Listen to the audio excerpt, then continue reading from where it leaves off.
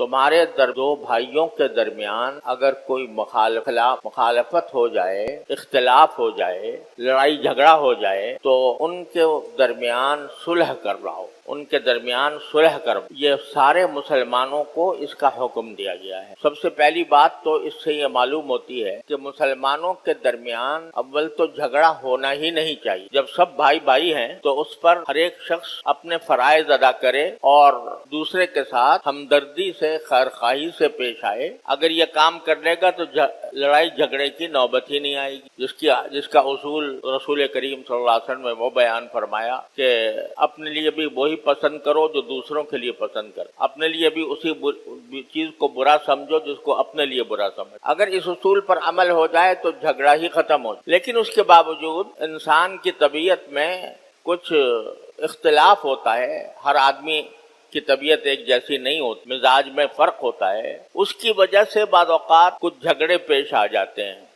طبیعت کا اختلاف اور مزاجوں کا اختلاف ایک حقیقت ہے اور اس سے مفر نہیں۔ ہر انسان کی طبیعت دوسرے سے جدا ہوتی ہے تو باوجود بھائی بھائی ہونے کے پھر بھی اختلاف ہو جاتا ہے۔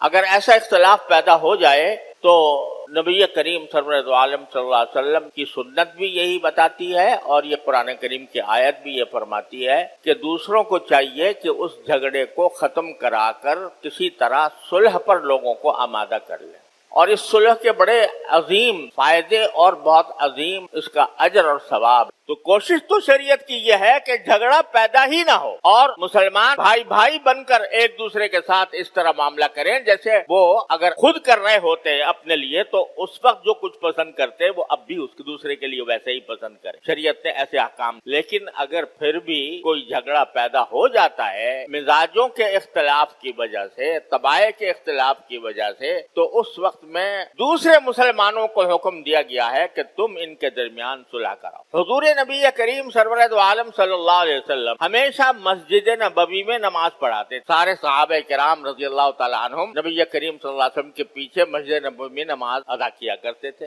اور مسجد نبوی ہو اور رسول کریم صلی اللہ علیہ وسلم نہ ہو، یہ صحابہ کرام کے لیے انتہائی شاق تھا کہ وہ کسی اور کے پیچھے نماز پڑھے نبی کریم صلی اللہ علیہ وسلم کے بجائے۔ لیکن ایک حدیث میں آتا ہے کہ ایک مرتبہ نبی کریم صلی اللہ علیہ وسلم کو دیر ہو گئی۔ دیر کیوں ہوئی؟ اس لیے کہ قبا جو 3 میل دور واقع ہے مسجد نبوی اور آپ کے مکان مبارک 3 میل دور ایک قبیلہ آباد تھا، بنو عمرو بن عوف قبیلہ، ان کے درمیان کچھ آپس میں جھگڑا کھڑا ہو گیا تھا۔ تو رسول کریم صلی اللہ علیہ وسلم ان کے درمیان صلح کرنے کے لیے تشریف لے گئے، اور اس صلح کرنے کے لیے ایک تو یہ سوچئے کہ سرکار دو عالم صلی اللہ علیہ وسلم اپنی تمام مصروفیات کو چھوڑ کر، اپنے سارے مشاغل کو بالائے طاق رکھ کر، مسجد نبوی چھوڑ کر اتنی دور 3 میل کے فاصلے پر خود تشریف لے جاتے ہیں۔ کیوں؟ اس لیے کہ اس قبیلے کے کچھ لوگوں کے درمیان آپس میں جھگڑا پیدا ہو گیا تھا، تو ان کے درمیان مصالحت کے لیے تشریف لے گئے۔ اس مصالحہ میں جب مصالحت ہوتی ہے تو یہ آسان کام نہیں ہوتا صلح کرانا، ہر ایک کی بات سننی پڑتی ہے،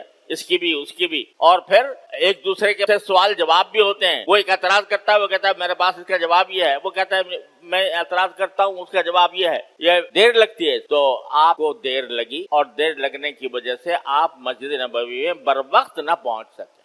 کیوں دیر ہوئی تھی رسول کریم صلی اللہ علیہ وسلم کو؟ اس لیے کہ آپ بنو عمرو بن عوف کے یہاں جا کر ان کے درمیان صلح کرانا چاہ رہے تھے۔ اتنی اہمیت آپ نے دی صلح کرانے کو۔ آج ہمارے ہاں مسئلہ یہ ہو رہا ہے کہ اگر اول تو جھگڑے بے انتہا ہو گئے ہیں پیدا، دوسرے اگر جھگڑے بہت سارے پیدا ہو بھی گئے ہیں تو آدمی بیچ میں پڑنے سے گھبراتے ہیں، بھائی ان کا معاملہ ہے، انہیں کرنے دو، بھگتنے دو، میں کیوں بیچ میں پڑوں؟ حالانکہ قرآن حکم دے رہا ہے فَأَصْلِحُوا بَيْنَ أَخَوَيْكُمْ، اپنے بھائیوں کے درمیان صلح کرانے کی اپنی سی کوشش کر لو۔ اگرچہ آج کل ہوتا یہ ہے کہ مصیبت یہ ہے کہ جو دونوں فریق ہوتے ہیں وہ کسی کی ثالثی پر، کسی کی طرف اپنا معاملہ پیش کر کے اس کو حکم بنانے پر دونوں فریق اکٹھے راضی نہیں ہوتے۔ ہر ایک کو اندیشہ ہوتا ہے کہ اگر میں نے کسی سالس کا فیصلہ قبول کر لیا تو میرے خلاف نہ ہو جائے، اس لیے بہت لوگ اس سے کتراتے ہیں۔ لیکن انسان کا جو کام ہے وہ یہ ہے کہ وہ اپنی سی کوشش کر اور نتائج اللہ تعالیٰ کے حوالے کرے۔ کوئی بھی کام ہو دنیا کا، کوئی بھی مقصد حاصل کرنا ہو، اس میں بندہ جو ہے وہ حالات کو تبدیل کرنا اس کے اختیار میں نہیں، لیکن بندے کے کام دو ہیں، جو بھی کام کرنا ہو اس کے لیے صحیح کوشش کر لے، صرف کر لے، اپنی سی پوری کوشش کر لے، اور پھر اللہ تعالیٰ سے مانگے یا اللہ میں اپنی طرف سے میں نے کوشش کی ہے، آپ اپنے فضل و کرم سے ان کے درمیان مصالحت پیدا فرما دیجئے، ان کے درمیان جو اختلاف پیدا ہو گیا ہے، جو جھگڑا پیدا ہو گیا ہے، اس کو ختم کروا۔ لیکن بالکل بے پرواہ ہو کر بیٹھ جانا یہ ایک مسلمان کے شایان شان نہیں ہے کہ وہ بالکل بے پرواہ ہو کر بیٹھ جائے۔ حتی الامکان وہ اپنے بھائیوں کے درمیان اگر کہیں جھگڑا ہے تو اس کو نمٹانے کی کوشش کرے، لیکن غیر جانبداری کے ساتھ، کسی ایک فریق کا حامی اور دوسرے کا مخالف بن کر نہیں، بلکہ انصاف کے ساتھ دونوں کی بات سن کر اور دونوں کے درمیان ان کے دلائل سن کر پھر کوئی مناسب فیصلہ کرے اور اللہ تبارک و تعالیٰ سے دعا کرے کہ یا اللہ ان کے درمیان جھگڑا ختم کر دیجئے، ان کے درمیان مصالحت پیدا فرما دیجئے۔